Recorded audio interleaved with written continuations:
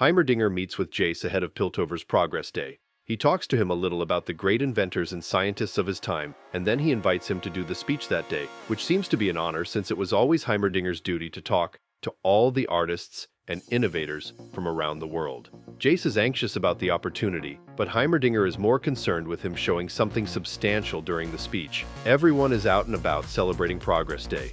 Jayce sees Caitlynn standing in the midst of the crowd and decides to go and talk to her. They joke amongst themselves, and he leaves her be to get ready for the speech. Meanwhile, Silco's gang is trying to ship Shimmer discreetly during Progress Day, but the shipping place gets attacked by another gang called the Firelights. They freeze everyone using some kind of crystal bombs, and then they decide to burn all the Shimmer that was going to be shipped. Two of the Firelights go into the basement to check for more Shimmer, but they get trapped. They realize that someone else is down there with them, but it is too late as that figure sticks bombs onto their body and knocks them out. The basement door opens up, and the figure shows themselves as none other than Jinx. Jinx beats them up, but one of the Firelights looks a lot like Vi, and Jinx starts hallucinating and getting emotional. She ends up killing her, and then driving the rest of the Firelights away. Heimerdinger checks on the progress of the Hextech with Jayce and Victor. Jayce and Victor show him the future of Hextech that aims to be more convenient for everyone to be able to use. And then Jayce reveals the Hextech gemstones. With this, they can now design portable devices that the Hextech gemstones can power up without an issue. Heimerdinger is impressed with what he has seen, but he says that it would need a decade for things to stabilize and spread out all over Piltover and the world. Victor and Jayce are not convinced and think they could save lives now.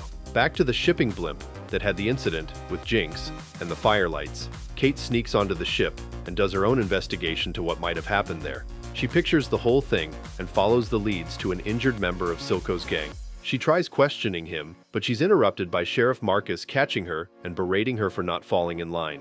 Silco's gang talks with him about how Jinx is unpredictable and shot at them during the blimp fight. Silco thinks it is a mishap and brushes aside any complaints about Jinx or her mental state. Silco talks with Jinx privately and gets her to explain her side of the story. She is clearly all over the place, however, but Silco makes her promise that he can rely on her in the future. If you're into animation recaps, then Inky Myths will be your go-to for manga recaps, the ultimate hub where your favorite manga and webtoons come alive in thrilling summaries.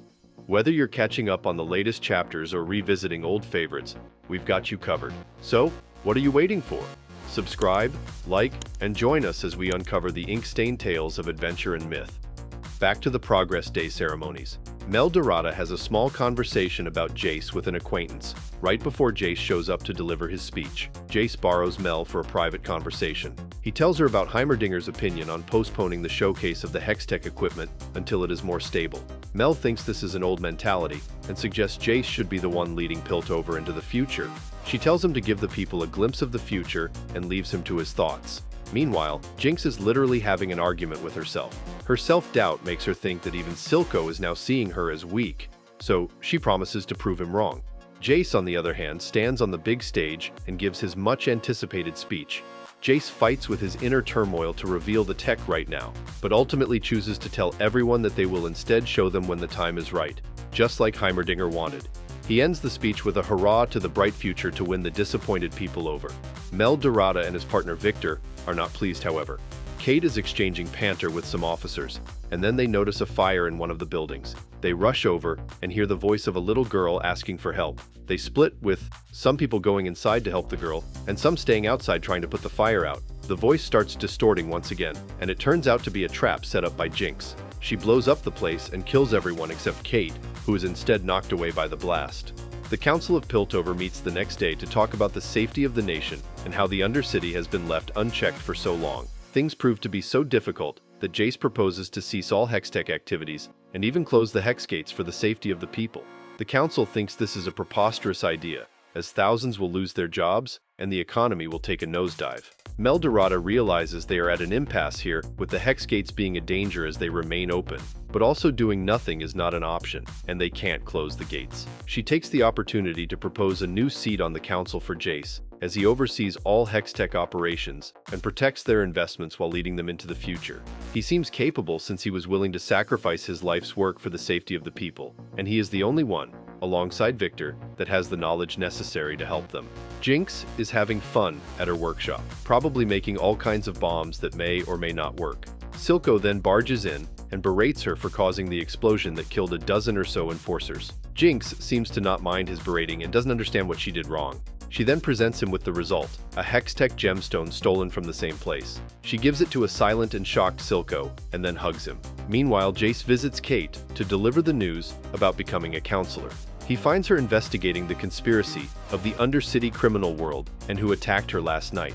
He offers her a job in his security because her parents talked to the sheriff and got her fired after what happened. She is infuriated by that and tells Jayce to leave her alone now. Kate goes to the prison that is holding one of Silco's gang members, but the warden tells her there was an incident and the guy is knocked out cold. Kate goes to meet the one that assaulted him, and it turns out to be Vi. The next episode starts with a flashback to Kate's training during her childhood. Back to the present, Kate is questioning Vi, and she is starting to think it is a waste of time as Vi avoids giving any details and is kind of toying with her. That is, of course, until she shows her the Jinx drawings, and Vi starts questioning Kate this time. Vi tells her that she can help her if she is released, and Kate doesn't really trust her at first, but chooses to release her in the name of Jayce and get her help in finding Silco. Sheriff Marcus attends the funeral of the enforcers, killed by Jinx's attack, and then he goes to visit Silco to tell him to put a tighter leash on Jinx, or he won't be able to protect him anymore. Silco tells him there is a pretty good culprit in the Furlights that the enforcers could pursue as the cause, and then he gives him a hefty sum of money and basically brushes him away. Meanwhile, Jayce and Victor are securing hex gates, and Jayce realizes there are a lot of discrepancies in the logs, probably from all the Undercity dealings that Sheriff Marcus allows. Marcus shows up unexpectedly and gets anxious as Jayce tells him he plans to root out the corruption that he doesn't know Marcus is a part of. Victor coughs up blood and starts getting hypnotized by the hex gate. He leaves Marcus and Jayce to rush to the lab. Jinx experiments with the Hextech gemstone, and it bursts with energy, the same way the stones she used as bombs when she was a child, and caused her to kill her friends and adoptive father. Jinx remembers how they died, and she starts freaking out and telling herself that it was not her fault. Meanwhile, and as Jinx is panicking, Vi and Kate take a stroll throughout the city to go to the Undercity. Vi beats some guys trying to annoy her and steals their jackets for herself and Kate to perfectly blend in. Vi takes Kate to eat, and Kate is starting to have second thoughts about breaking Vi out of prison. The guy attending to their food, however, delivers something that seems important to Vi. Mel is having a conversation with Jayce about his active efforts to secure the Hex Gate. She basically tells him that he is now a common enemy with a target on his back because so many of the counselors enjoy illegal shipments and laxer restrictions and taxes. But Jayce is now tightening his grip, and maybe he should just let some things go for the overall better goal. Meanwhile, Jinx has recovered from her panic, and she went to visit her old childhood home. She reactivates Vi's punching machine and pretends she is taking revenge on Vi. Meldorada convinces Jayce to play the politics game right, and forego his absolute justice ideals to gain some favors and build actual partnerships within the council. Meanwhile, Vi and Kate visit what looks like a brothel in the Undercity. Kate is so uptight, but Vi is relaxed. She tries to get her to open up and mingle with people in the brothel to get what she wants, all while flirting with her herself. She leaves Kate distracted with someone and goes to meet the owner of the place. We thought of taking an approach where we cover an episode and a half as we move forward. We will continue the rest of episode 5 and episode 6 the next time we cover Arcane. This brings us to the end of today's video. Don't forget to leave a like and subscribe to our channel to get more videos like this one. Your support helps us grow. And tell me, what do you think of this episode and a half? Who is your favorite character up to this point? Let me know in the comments below. And if you're watching till now, thank you. I'll see you in another video soon.